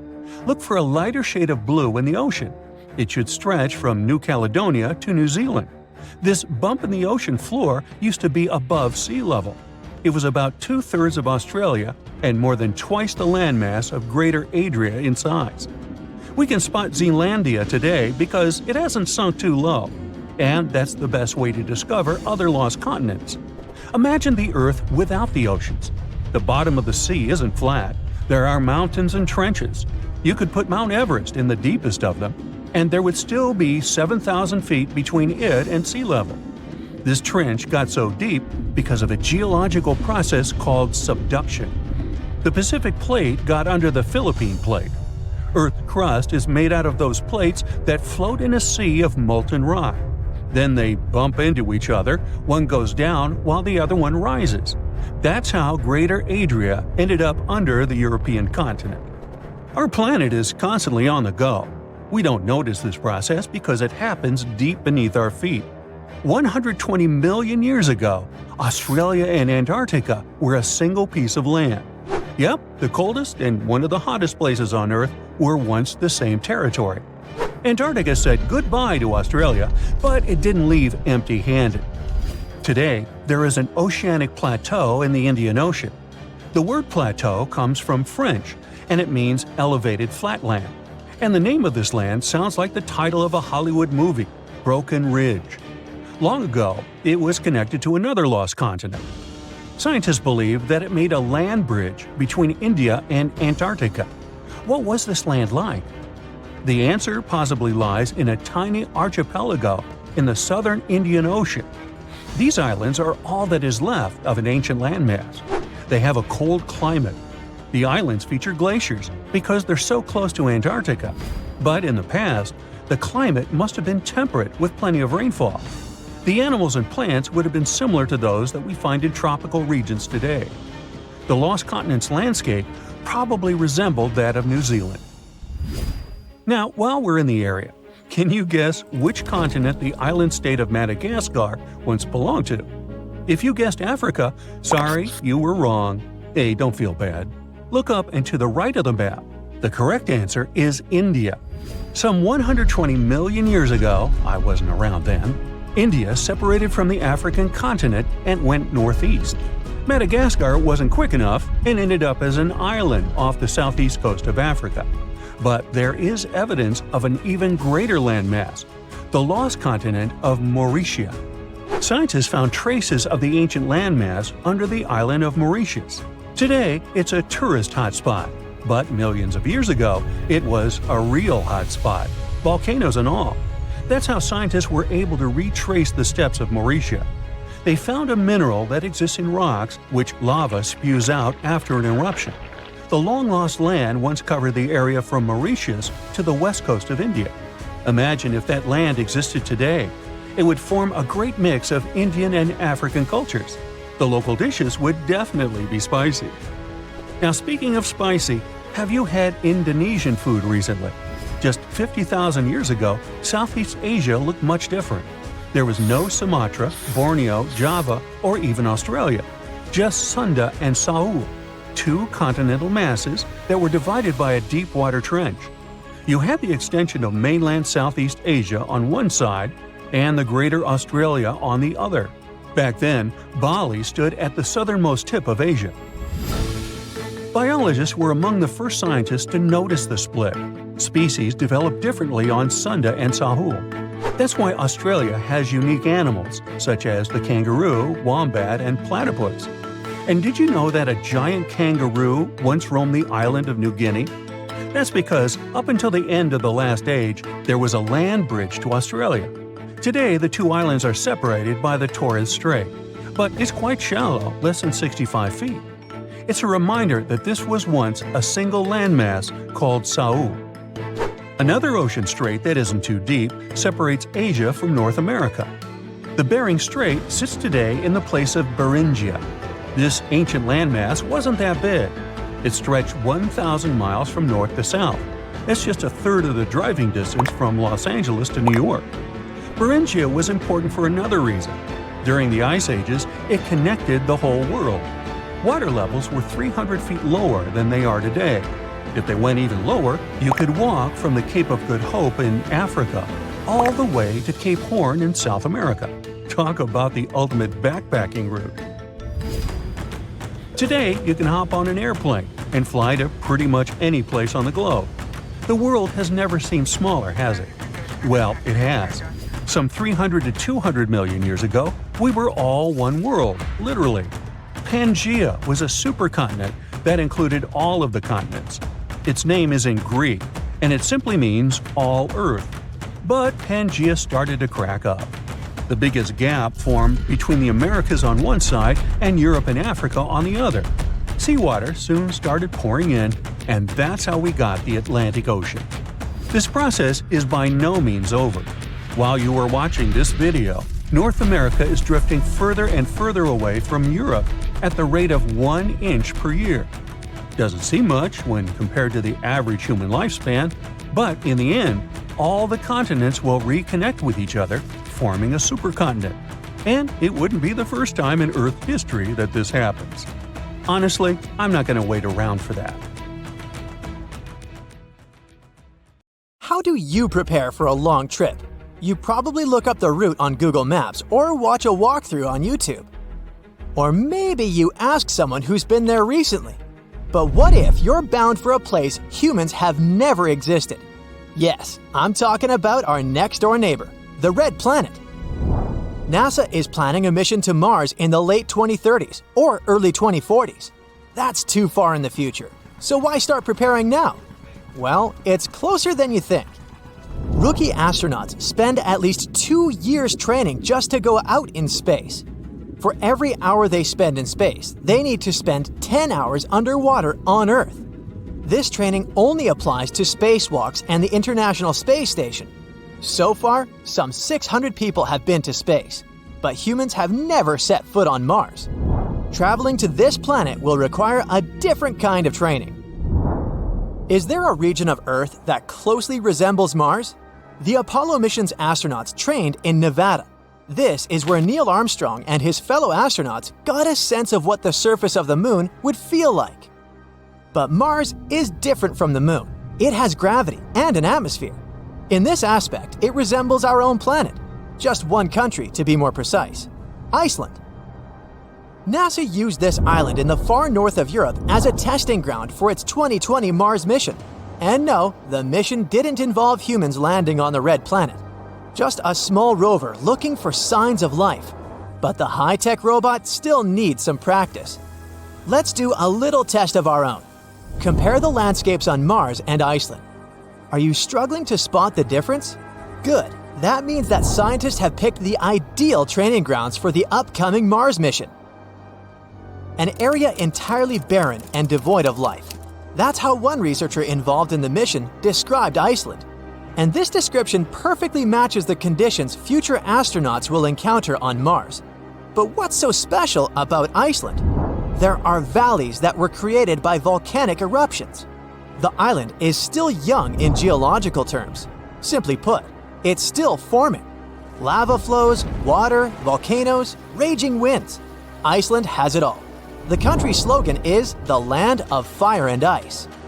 The island's population is just above 350,000. For comparison, the city of Cleveland in Ohio has more residents than the entire country of Iceland.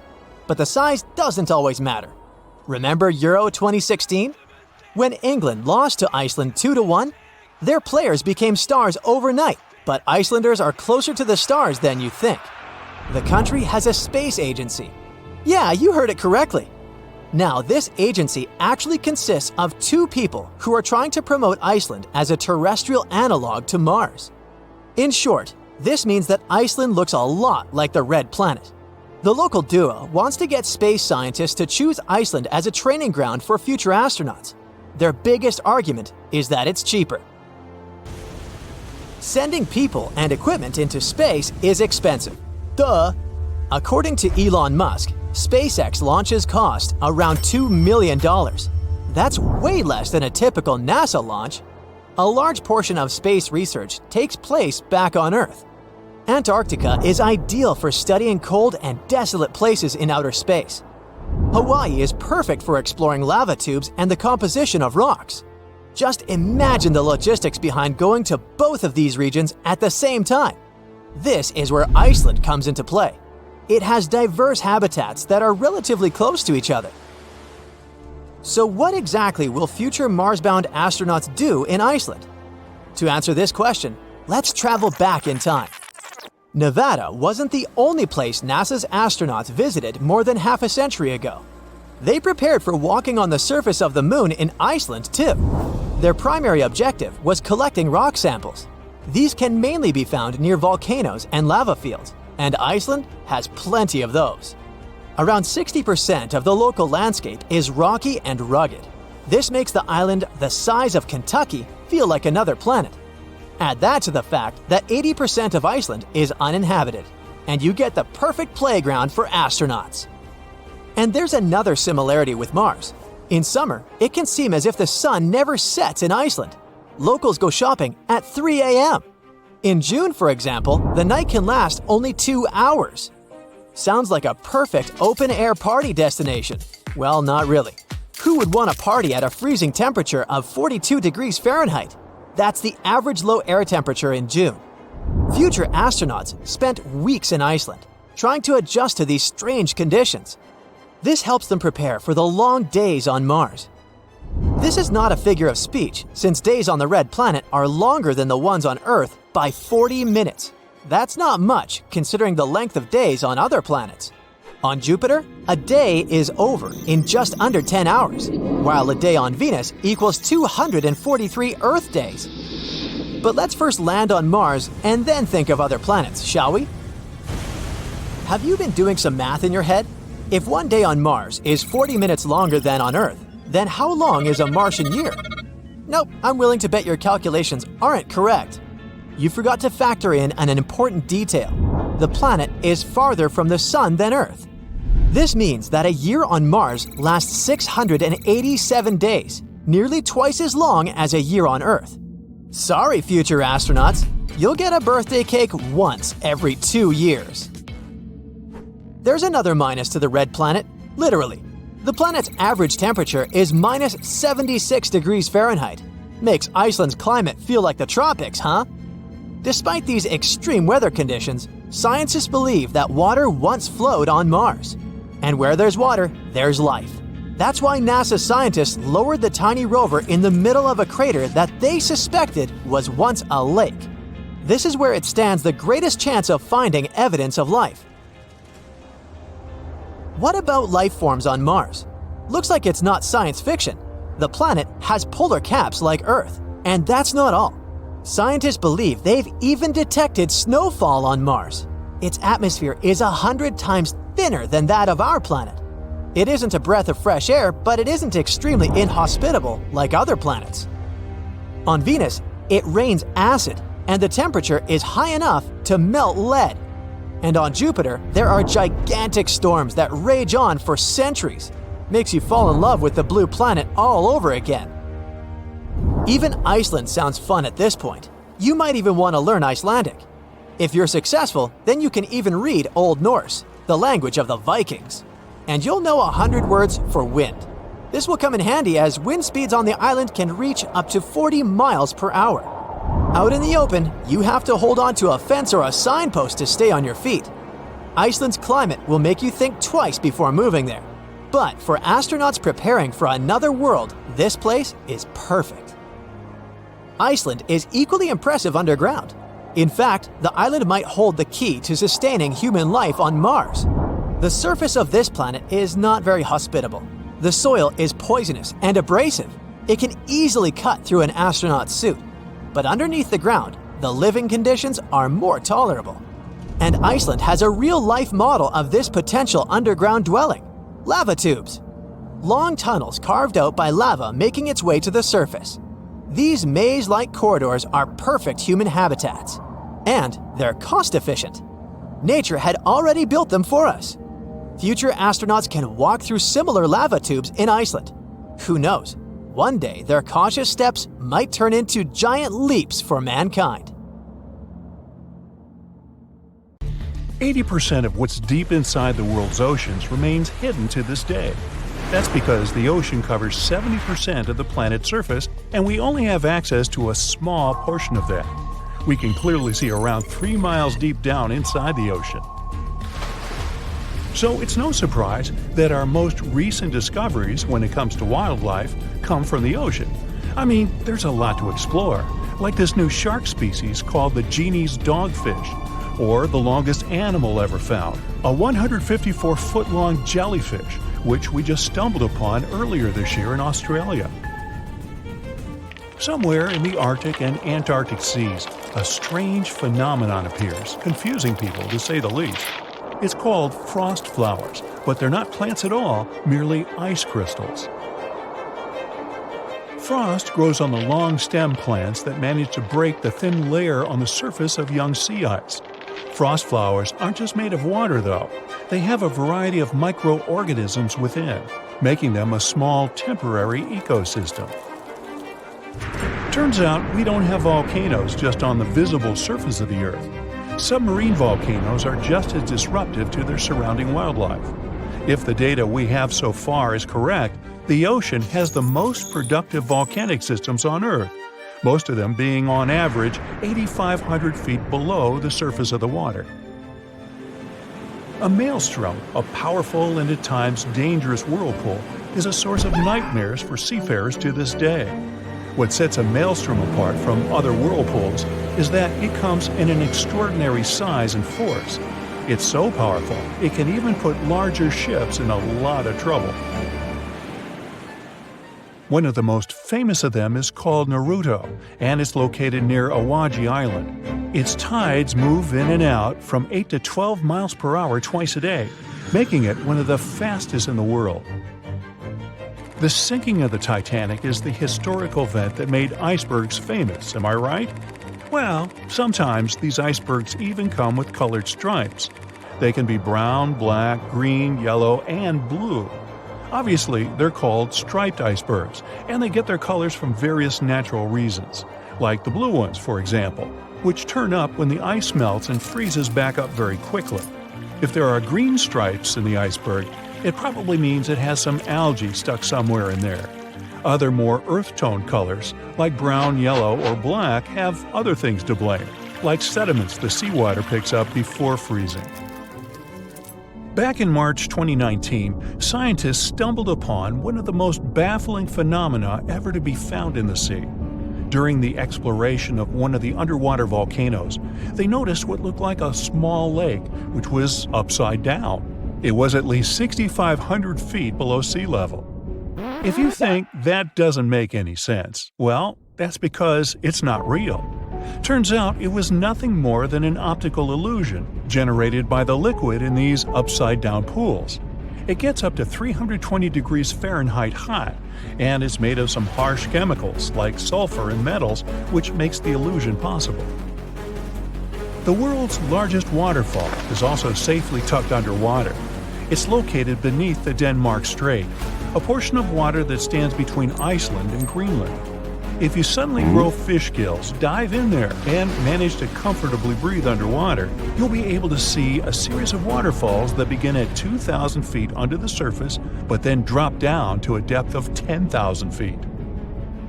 In 2011, Swedish treasure hunters discovered an object on the bottom of the Baltic Sea that they described as strange and mysterious. It's oval-shaped with unusual stair formations.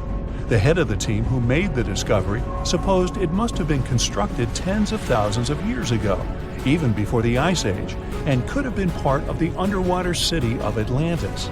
Experts who analyze the object believe it to be a regular glacial deposit or some other natural formation, but they still don't know for sure. Now, they don't call it the Black Sea for nothing. Located at the southeastern extremity of Europe, it even has sea smoke, which is basically steam coming out of the surface of the water. This happens because of the humidity of the oceanic water, which neutralizes the cooler wind blowing on the water surface, creating this vapor-like phenomenon. If you ever check out the ocean surface during sunset and sunrise, you might get lucky enough to see green flashes. You'll have to pay attention though, because it merely lasts for a couple of seconds. They happen because of the natural prismatic effect of the atmosphere of the Earth.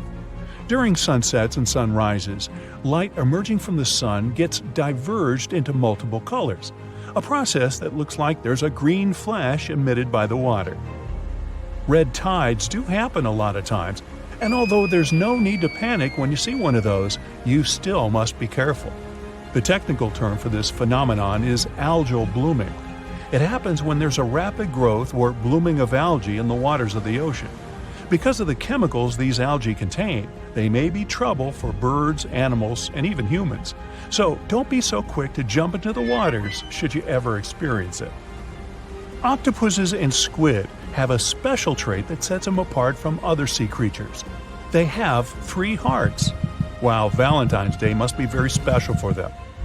It doesn't necessarily make them more romantic, but they do need these 3 hearts to function properly.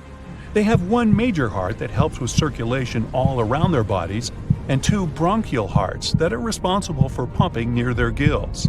So, with 3 hearts and 8 arms, when the octopus hugs you, you'll know she's very sincere.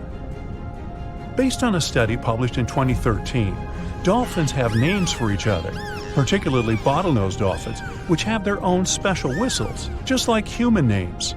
Not only do they develop this type of whistle to present themselves to other dolphins, but they can also learn other such names so they can better communicate with each other. In the depths of the Pacific Ocean, there's a mysterious singing whale, which scientists have yet to fully understand. They call it the loneliest whale because it emits sounds at a much higher pitch than any other blue whale we've ever encountered. No one has ever seen it though, so researchers believe its strange tune may be keeping it from actually finding a partner. Aww. Now, standard blue whales have their own particular quirk. Their hearts are more than 5 feet long. They're also about 4 feet wide and can weigh more than 400 pounds. Just to give you a better idea, your heart is roughly the size of your fist, so that would be smaller. Not that we aren't a bit intimidated by sea creatures already, but just so you know, sharks can sometimes grow thousands of teeth. And not just 1 or 2,000, up to 30,000 teeth over their lifetime to be precise. Yeah, I wouldn't want to see a shark's dentist bill. Something to chew on. Scientists have yet to identify a creature on Earth that can actually live forever, but it looks like this is about to change. A tiny jellyfish that's even smaller than the nail on your pinky appears to be the living embodiment of Benjamin Button. That's because it has the ability to go back to a previous developing stage whenever it's endangered or extremely hungry and out of food. It's no surprise they earned themselves the nickname the immortal jellyfish. We've known about this species for hundreds of years, but it took us until the 1990s to discover their unique characteristics. We're yet to be sure how it's able to produce cells that regress and regrow, but they could hold a secret that might help advances in medicine for both animals and humans. These dark patches on Greenland's ice sheet aren't just any old stains. Every summer, the ice, which is usually bright white, turns murky gray in certain areas.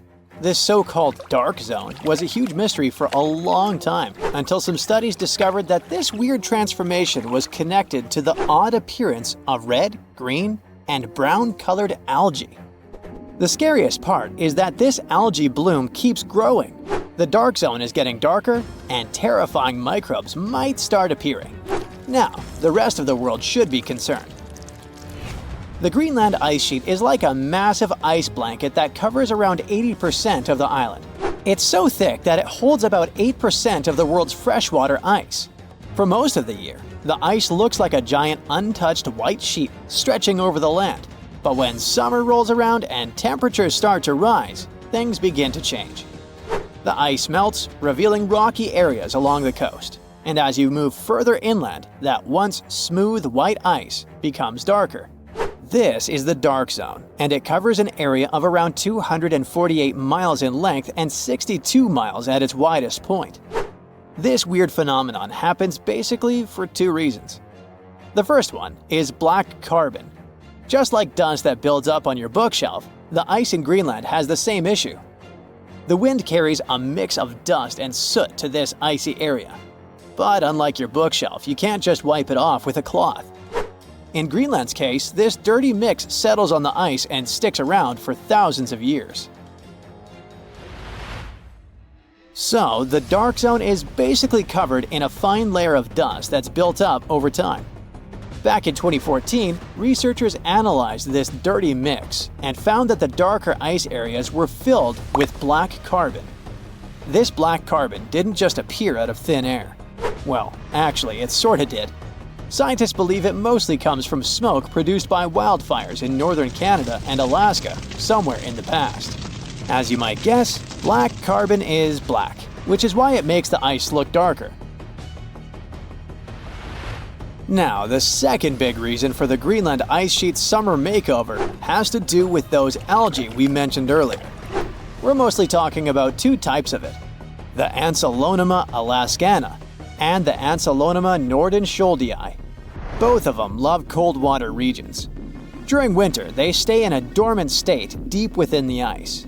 But when spring comes, they start to slowly migrate to the surface. By the time summer hits, they're ready to bloom and soak up nearly 24 hours of sunlight each day for photosynthesis and growth. Normally, these algae are green, but when exposed to sunlight, they turn brown as a natural way to protect themselves from harmful ultraviolet rays. And this color change is also what makes the ice in Greenland look darker. So far, this has been normal behavior. What's really alarming is that these algae blooms are getting bigger and bigger every year. This happens because they thrive on phosphorus, a nutrient that's plentiful out there and comes from a mineral called hydroxylapatite. This mineral is found in a type of rock that breaks down into tiny dust particles, which are then blown across the ice by the wind. As the climate gets warmer, the rocks dry out more, and stronger winds carry more dust. More dust means more phosphorus, leading to more algae growth. See? It is a cycle, and it keeps getting worse every year. Studying this is crucial to understanding why the dark zone keeps getting bigger. From the year 2000 to 2012, its size increased by 12%. But you might be wondering, why should we care? After all, it's just ice getting darker, right? Well, not exactly. Think about how you can't stand wearing black clothes on a hot sunny day. They soak up the heat and make you feel even hotter. That's because darker surfaces absorb more sunlight. The same thing happens to ice. Together, dust, black carbon, and algae blooms are responsible for about 70% of the variability in albedo on the Greenland ice sheet. Albedo is just a fancy word for how reflective a surface is. If you take two surfaces, one white and shiny and the other dark and rough, the white one will reflect a lot of light and heat, giving it a high albedo. The dark one, on the other hand, will absorb more light and heat, so it has a low albedo. During the summer, the Greenland ice sheet experiences a reduction in albedo. This means the ice absorbs more sunlight, and when ice absorbs more sunlight, it melts faster than it should. This is why understanding what's happening in the dark zone is so important. It helps predict how quickly the Greenland ice sheet is melting and how it can affect the rest of the world. Greenland's ice sheet is the second largest in the world, covering an area about the size of all the land in the United States east of the Mississippi River. And its huge mass of ice averages a thickness of 1.4 miles. Unfortunately, the ice loss has skyrocketed. Back in the 1990s, Greenland was losing about 25 billion tons of ice per year. Now, it's losing around 234 billion tons per year. That's nearly 10 times more ice melting away each year. According to NASA, if all of Greenland's ice sheet were to melt, it would increase global sea levels by about 24 feet. That could be catastrophic for coastal countries and cities around the world. The Netherlands could be submerged, the Bahamas could be almost completely wiped out, and many of the Philippines Islands would be at risk of disappearing. All of this may seem like a distant reality, and it is true that most scientists believe it would take several hundred or even thousands of years for the ice sheet to melt completely. But it is important to know that Greenland didn't always have this thick layer of ice. Very recently, researchers took a close look at some sediment from the bottom of a 2-mile deep ice core extracted from the center of Greenland. They found that the soil had traces of willowwood, insect parts, fungi, and even poppy seeds. So these fossils are the first direct evidence that Greenland's ice sheet melted away in the recent geological past, around 400,000 years ago. At that time, Greenland was home to a green tundra landscape with insects and plants. This discovery is both fascinating and scary because it shows that the ice sheet collapsed before and might be more fragile than scientists originally thought. There is another concern too. A recent research collected meltwater from different spots on the Greenland ice sheet and found that the water samples were packed with hundreds and thousands of microbes. The concern is that they could be released into the ocean in the future. And some studies already suggest that areas near where a lot of glacial meltwater flows have a higher risk of viruses jumping to new hosts, like from animals to humans. Even though experts believe the chance of a doomsday virus coming from the glaciers is very small, it's still not zero. The truth is, we don't know much about the thousands of microbial species living on the surface of the ice, and there is simply not enough data to fully understand how dangerous these organisms might be. All of this might sound concerning, but we shouldn't panic just yet. There's still a lot we don't understand about what is darkening the Greenland ice sheet. We still need more detailed measurements of the relative abundance of dust, algae, and black carbon, as well as a better understanding of how these potentially dangerous microbes could affect our lives. The more we learn, the better we can predict what's going to happen and how we can prepare for it. Ooh, you're diving into the dark and icy waters of Antarctica. The eerie blue darkness is enveloping you, reminiscent of the vast expanse of open space. In these depths, where you least expect to encounter any living creature, you suddenly hear a loud, strange sound. A quacking noise, as if a giant duck was hidden in the deep. In 1960, researchers first recorded this sound and named it bioduck. Clever. For decades, they tried to unravel the mystery of its source. Was it a giant kraken? An extraterrestrial spaceship that had crashed into the ocean? A mysterious sea monster? Or perhaps an enormous duck? There were many versions, one more bizarre than the other. Oceanographers detected similar sounds in other locations as well. Off the western coast of Australia and near New Zealand, they recorded similar but higher pitch signals, which they named bio-goose. It seems the creepy atmosphere of the story disappears with such names. Anyways, these sounds were not isolated incidents. They happened multiple times with consistent intervals. Many initially thought the source must be mechanical, given the regularity of the sounds. However, studying the oceans in the latter half of the 20th century was challenging because of limited technologies. Nevertheless, scientists persisted in collecting data on bioduck and biogoose, driven by their insatiable curiosity. As more data accumulated, so did the theories. But scientists eventually uncovered the mystery. Bioduck turned out to be a form of communication with a biological origin. When researchers analyzed the repeating sounds, they noticed that the signals never overlapped. One source would speak while the others remained silent, suggesting a form of communication. The question remained, which ocean creature possessed such an extraordinary method of communicating through varied frequency sounds? The answer, as many have guessed, is whales.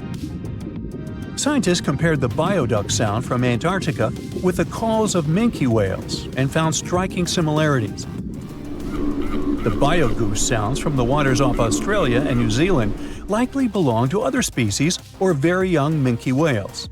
This discovery, however, only deepened the mystery. What purpose did these sounds serve? Were the whales discussing their dinner plans, laughing at the humans recording their voices, or perhaps sharing deep insights about the universe? The possibilities were endless, but the most astonishing revelation was that humans might one day learn to communicate with these magnificent creatures. Communicating with whales is no longer a far-fetched idea. Scientists from the University of California have already established contact with a humpback whale named Twain. In a groundbreaking experiment, researchers conducted a 20-minute conversation with the marine mammal. Here's how they did it. The specialists went on a marine expedition to the coast of Alaska, where they recorded the sounds of a group of humpback whales. Then they played these sounds through speakers, sending the signals back into the ocean. The recorded sounds resembled a greeting, like, "Hey, what's up?" but in the whale language. These greetings are used by whales to call each other or indicate their location. Now, soon after sending the signals, the researchers received a response. Twain approached the boat, circled it, and replied with a "hey" of its own. This marked the beginning of the first ever human-whale conversation. For 20 minutes, the scientists sent 36 signals to Twain, and each time the whale responded. Moreover, it waited for time intervals before answering. That is, the team received a response from the whale, waited 10 seconds, and turned on the sound again. Researchers then waited 10 seconds and answered. It seems that Twain was a very delicate interlocutor. Maybe it was a gentleman in the whale world, who knows? Or maybe it was simply intrigued by the unusual interaction. The signals used in this communication belonged to a group of whales that included Twain. It's likely that the researchers had recorded Twain's own sounds and used them to communicate with it. In a sense, Twain was conversing with itself. Now let's continue our journey and venture into the deepest oceanic trench on Earth, the Mariana Trench. A quick reminder, the Mariana Trench is a colossal chasm in the ocean floor, stretching over 1,500 miles south of Japan and reaching a depth of nearly 36,000 feet at its deepest point. To put that into perspective, the height of the Burj Khalifa, the world's tallest building, is like 1/10 of the Mariana Trench's depth. Now imagine this. In this deep, dark abyss, scientists recorded a strange sound.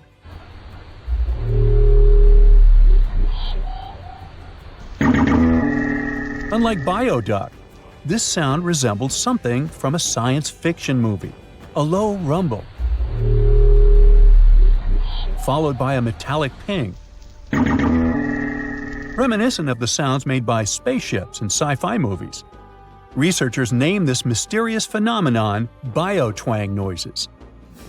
Scientists first detected this strange sound in 2014 during an acoustic survey of the Mariana Trench, and they quickly identified its source: whales, specifically Bride's whales. Using artificial intelligence, researchers analyzed around 200,000 hours of audio recordings from the ocean and found matches with a group of Bride's whales. Like other animals, these whales use sounds as a form of communication. Now, did you know what else was found at the bottom of the Mariana Trench? A plastic bottle. It's unlikely it was done by a kraken or a whale or some type of monster. Everything is simpler here. The bottle ended up there because of a human. But that's a topic for another video. Okay, let's deal with one more sound. No whales this time, just a mysterious sound in the loneliest place on Earth. This place is called Point Nemo, and that's why it's so lonely. Located in the South Pacific Ocean, Point Nemo is the most remote spot from any land. The nearest island is 1,450 nautical miles away. It's about the same long distance from land in all other directions. Moreover, here, there's almost no marine life, since few water currents reach this spot, and therefore few nutrients are supplied. In a sense, it's a water desert. And so, in 1997, oceanographers recorded a very strange and frightening sound coming from the depths in the area of Point Nemo.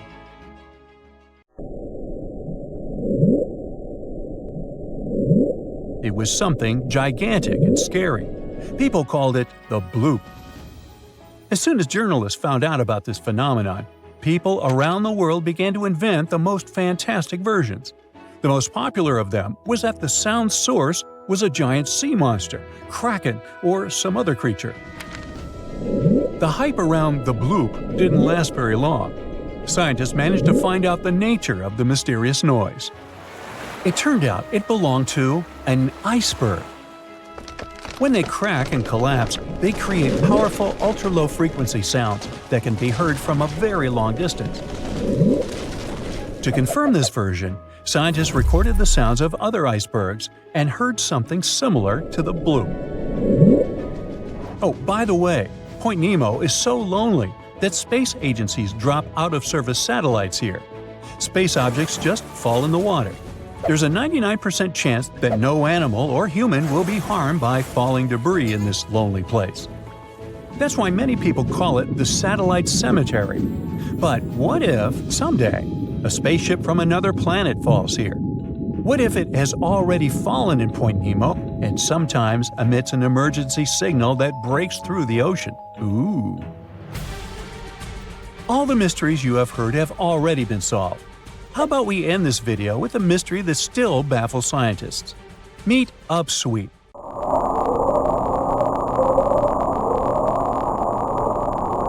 One of the most mysterious sounds ever recorded in the ocean. It's not just noise, it's a series of short ascending tones repeated at intervals of several seconds. It was first discovered in 1991 using hydrophones installed in the Pacific Ocean. At first, oceanographers suggested that upsweep could be associated with volcanic activity or underwater earthquakes. But the seasonal nature of the sound and its intensity change depending on the time of year, which rules out these versions. People began to consider hypotheses related to the biological life of the ocean. They studied the migration routes of marine animals and their behavior at different times of the year. However, despite all efforts, the sound source has not been identified. Some studies suggest that upsweep may be associated with certain species of fish or other marine animals that make sounds for communication or navigation, but no one has been able to prove it.